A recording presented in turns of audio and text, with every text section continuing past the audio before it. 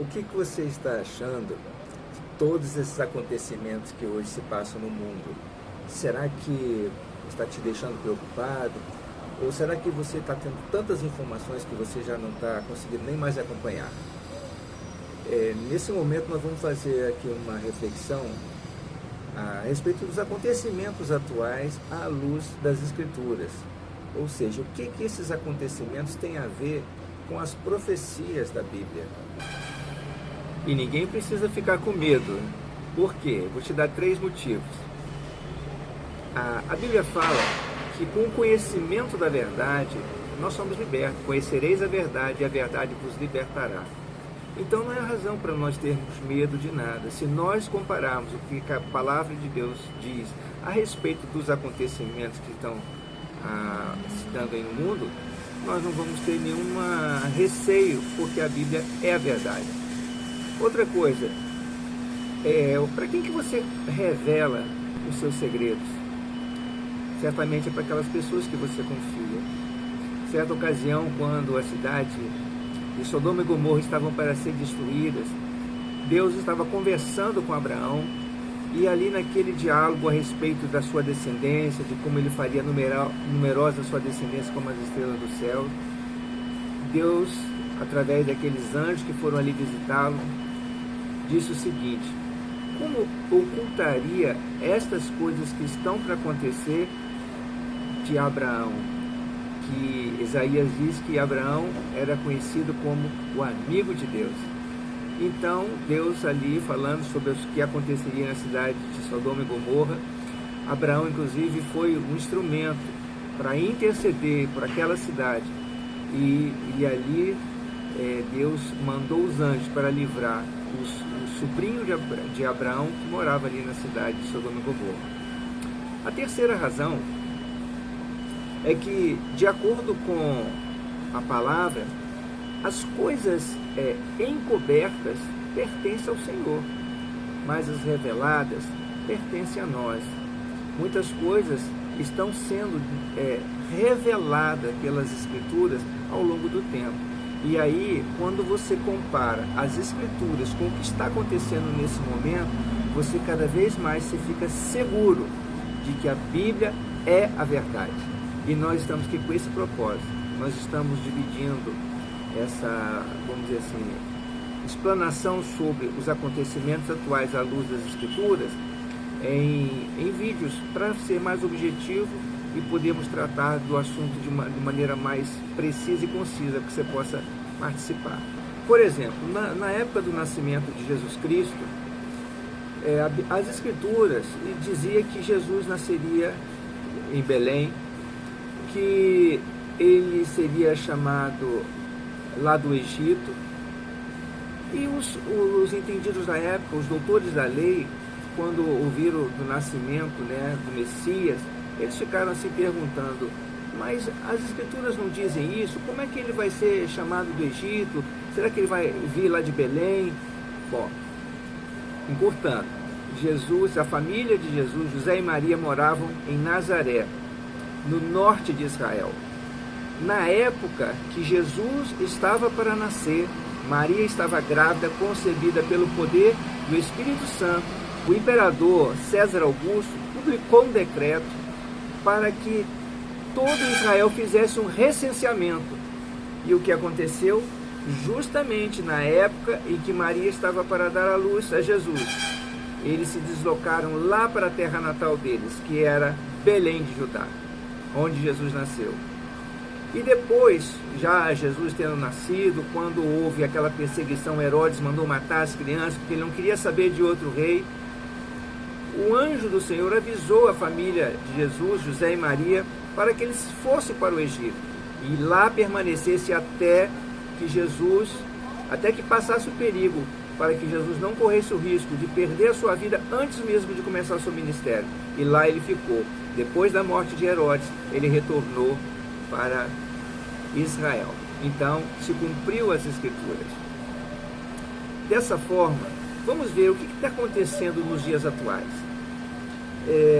Eu quero aqui ler uma mensagem, uma notícia que foi publicada pela agência de notícia Reuters, dia 12 de setembro do ano passado, sobre um convite que o Papa Francisco fez a todo mundo. Diz aqui a matéria o seguinte: o Papa Francisco convidou nesta quinta-feira líderes políticos, culturais e religiosos de todo o mundo para uma reunião no Vaticano no ano que vem para acertar um pacto global sobre educação que prepare melhor os jovens para os desafios econômicos, ambientais e sociais. A matéria diz ainda o seguinte: estas incluirão tópicos como defesa dos direitos humanos e da paz, o diálogo interreligioso, a migração, cooperação internacional, refugiados, justiça econômica e proteção ambiental. Bom, essa matéria eu coloquei aqui na descrição desse vídeo, logo embaixo. Você clicando lá, você vai ver. Essa matéria está lá publicada.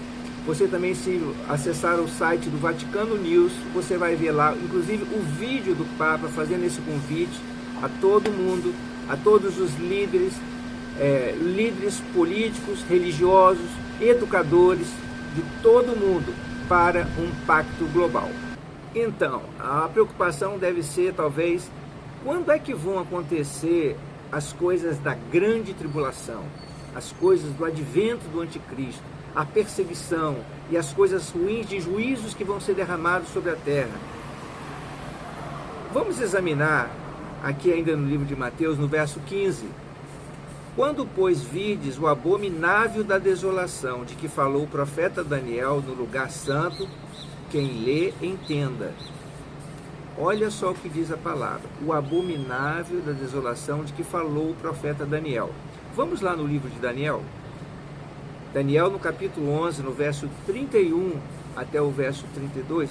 Antes de ler o verso 31, eu quero ler Daniel 9, 27, que é uma profecia importante que fala sobre o surgimento, o aparecimento do anticristo através de um pacto global. O anticristo surgirá, aparecerá, não como aquele que se opõe diretamente a Deus, se opõe às coisas de Deus, mas ele virá primeiro conquistando o apoio das nações. Em Daniel 9, 27 diz assim: ele fará firme aliança com muitos por uma semana. Na metade da semana fará cessar o sacrifício e a oferta de manjares. Sobre a asa das abominações virá o assolador, até que a destruição que está determinada se derrame sobre ele.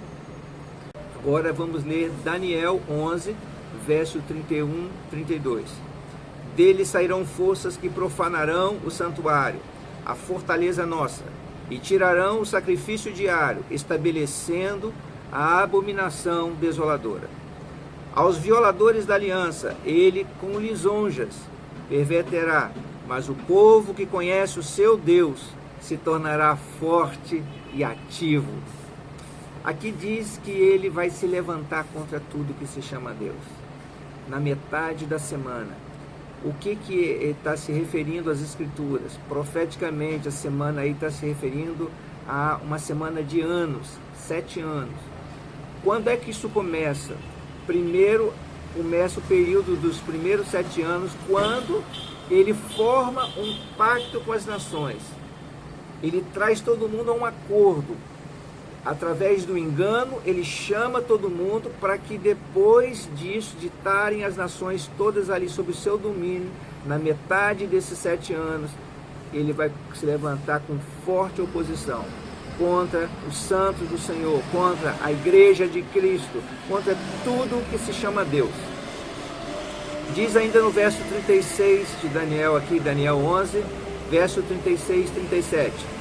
Este rei fará segundo a sua vontade, e se levantará e se engrandecerá sobre todo Deus. Contra o Deus dos deuses falará coisas incríveis, e será próspero, até que se cumpra a indignação. Porque aquilo que está determinado será feito. Não terá respeito aos deuses dos seus pais, nem ao desejo de mulheres, nem a qualquer deus, porque sobre tudo se engrandecerá. Veja que Daniel está fazendo aqui, declarando pelo Espírito de Deus, que ele se levantará e se engrandecerá sobre todo Deus. Todo Deus refere-se a todas as religiões. Aí o budismo, o hinduísmo, o islamismo, o protestantismo, catolicismo, contra tudo que se fala de Deus, o anticristo vai se levantar. E ele, através de lisonjas, ou seja, através de conquistar o prestígio pelo engano, ele enredará aqueles que são chamados violadores da aliança, ou seja, aqueles que quebraram a sua aliança e não querem saber de Deus, não querem compromisso com Deus. Em Apocalipse, no capítulo 13, no versículo de 5 a 9, fala sobre o surgimento da besta. Tem lá duas bestas. A primeira besta, refere-se diretamente ao anticristo.